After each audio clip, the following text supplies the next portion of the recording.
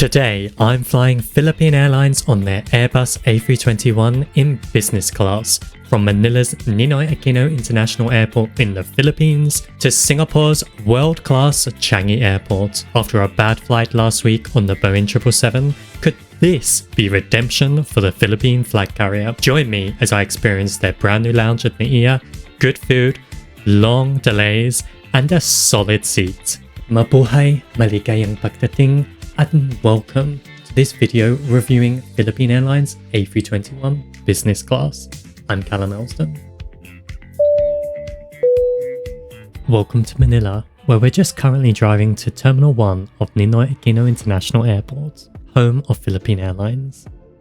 And it's in a rather festive mood today, with plenty of paroles or lanterns and Christmas trees, putting everyone into the Christmas spirit. Terminal 1 is quite old and is probably one of the worst terminals, and that's saying a lot considering how bad Manila's airport is.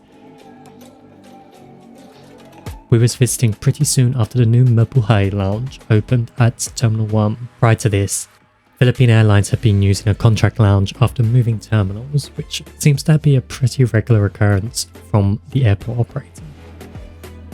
Philippine Airlines has tried to go for a slightly Japanese Scandi effect with the design of their new lounge, albeit with these rather odd-looking statues at the entrance. The airline has opted for a very clean and modern design throughout the lounge. PAL have extensively used cool grey colours and splashes of their corporate blue colours here and there, as seen in the seats. These colours and designs don't feel particularly Filipino or distinct. The lounge itself is split into 3 core zones, the layout effectively being a large rectangle that faces towards the apron of the airport, meaning there are some excellent, great aircraft views and oodles of sunlight throughout the space. The first zone closest to the entrance, and which remained the quietest, is mostly for lounge style seating, arranged in blocks or rows of 4.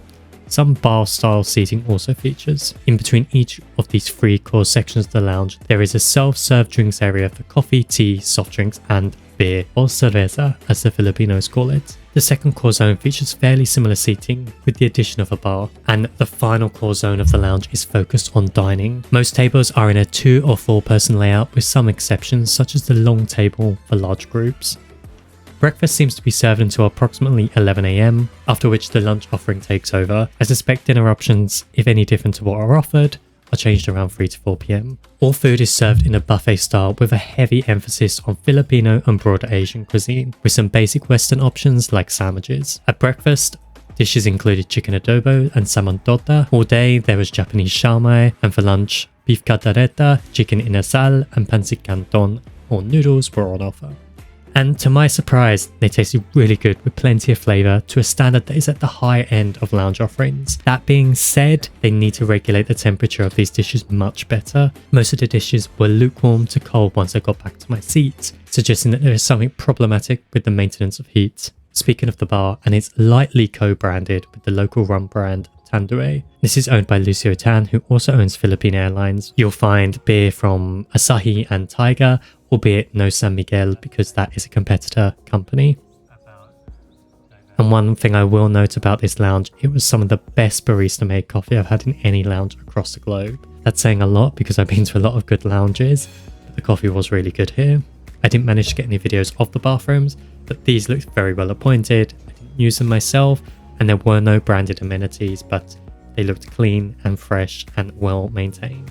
Power at first glance looked excellent across the lounge, and there was plenty of international power outlets, USB-C ports and USB-A ports. When I actually went to use them, most of them didn't work, particularly in the first core section of the lounge. This hopefully would have been resolved by now, but it just wasn't very good, and I did notice the furniture felt rather cheap when I went to move it.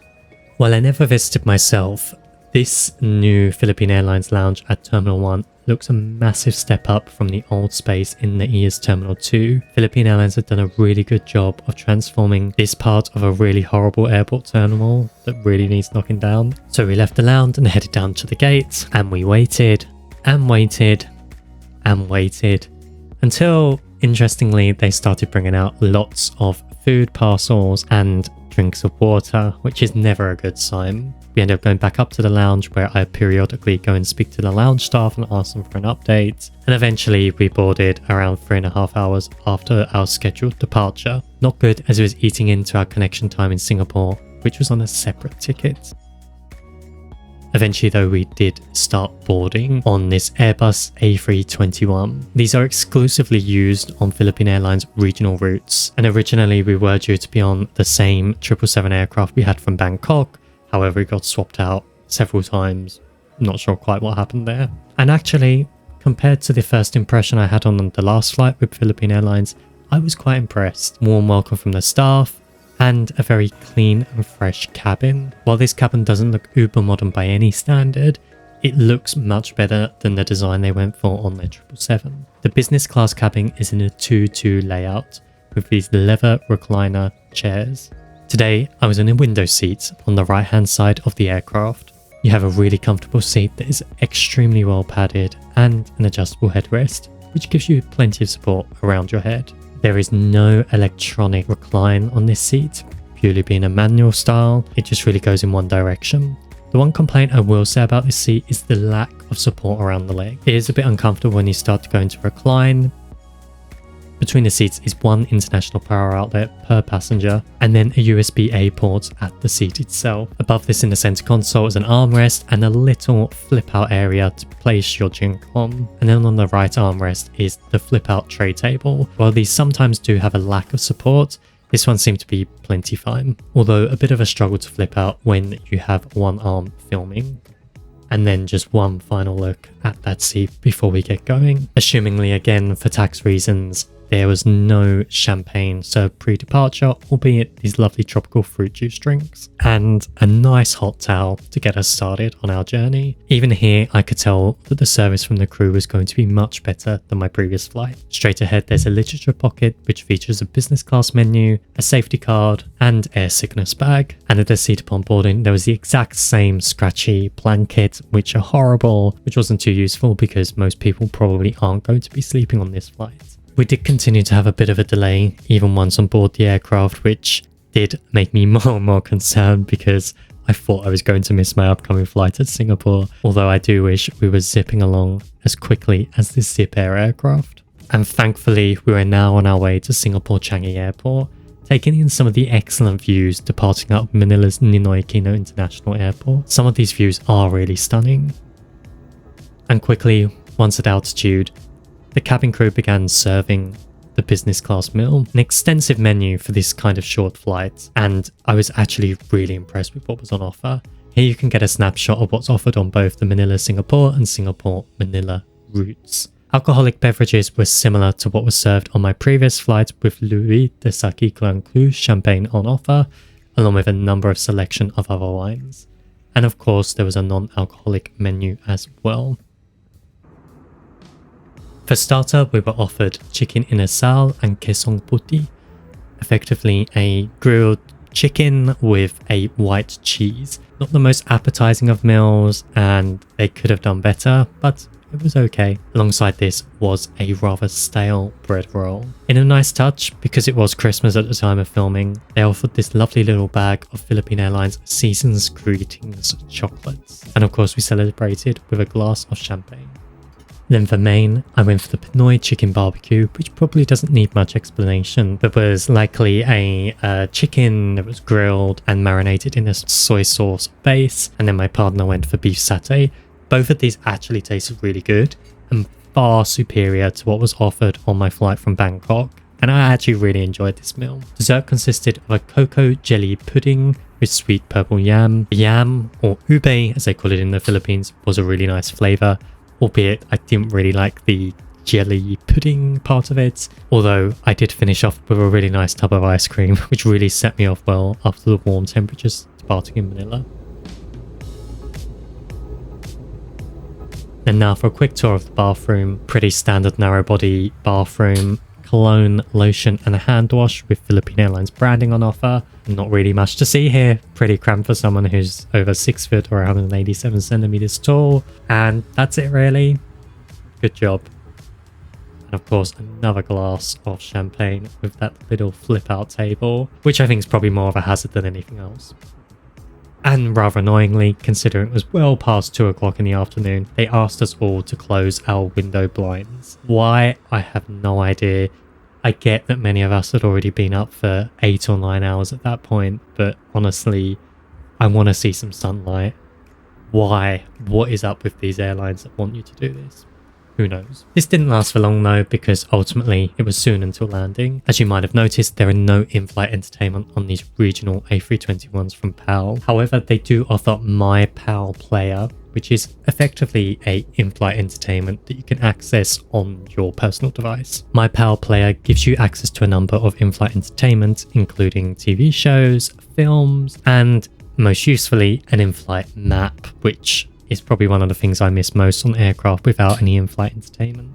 Although they do say to download an app, you can also access it by signing into the onboard Wi-Fi, which doesn't allow you to access the internet, and then navigating to the website, which is detailed on the aircraft. And then we was about to land into a very cloudy, very overcast Singapore. Actually, every time I come into Singapore recently, it's been like this. So pretty disappointing, albeit setting the tone for landing in the UK a day later.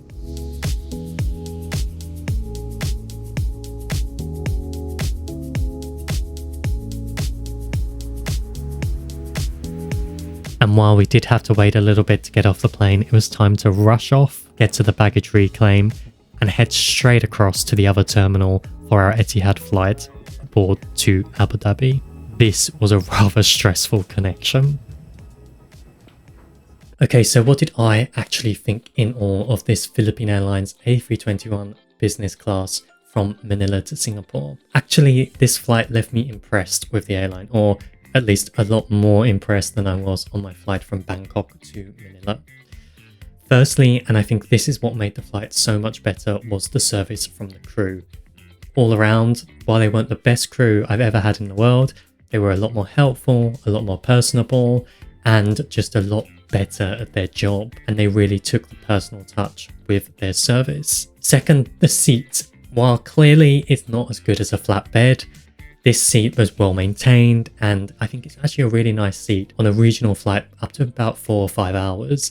It's much better than Euro business, and also it was actually very comfortable to sit in, even if the lack of a leg rest does make it a bit uncomfortable at times. Next, the food was actually much better than what was offered on that Bangkok to Manila flight. While the food on my previous flight was dry and flavourless, the food on this flight was just far more superior.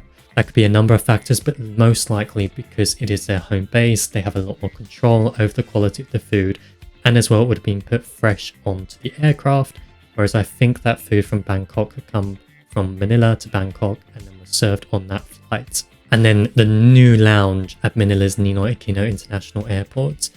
While the airport itself, I hate it. It's a horrible airport and it just needs knocking down. Philippine Airlines have actually done a really good job with their lounge. Sure, it's not the highest quality in the world, but this isn't the highest quality airline across the globe. This lounge is a really comfortable sanctuary for you to relax in before your flight, and especially if you have a long delay.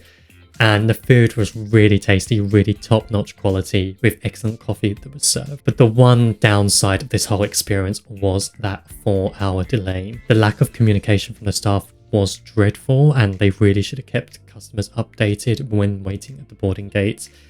And it really did double down on a comment I had from last week, where somebody noted that the acronym for Philippine Airlines, PAL, should actually mean Plane Always Late. And I would have to say I probably agree with this opinion. On the flight from Bangkok, it was over 2 hours late.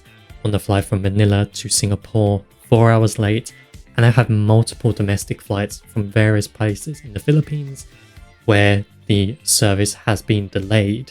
While this can't all be pinned down onto the airline itself, more likely with the airport operator because of the capacity constraints at Ninoy Aquino International Airport, it's just not a very good experience when you're experiencing delays on almost all your flights with an airline. So what did you think of this experience on Philippine Airlines? Please do drop me a comment down below. Did you enjoy your A321 flight? Did you enjoy this video on review of it? Does it chime with your experience of PAL? I'd love to hear your thoughts. Please do also like, subscribe, hit the notification bell and share with your friends and family. And finally, for all of you watching at this festive time, Mula sa aking kalamausan, hanggat naming na magkaroon ka at ang iyong pamilya ng isang masagana at mapayapang kapuskahan. Maligayang Pasko sa lahat sa inyo. Salamat sa panonood.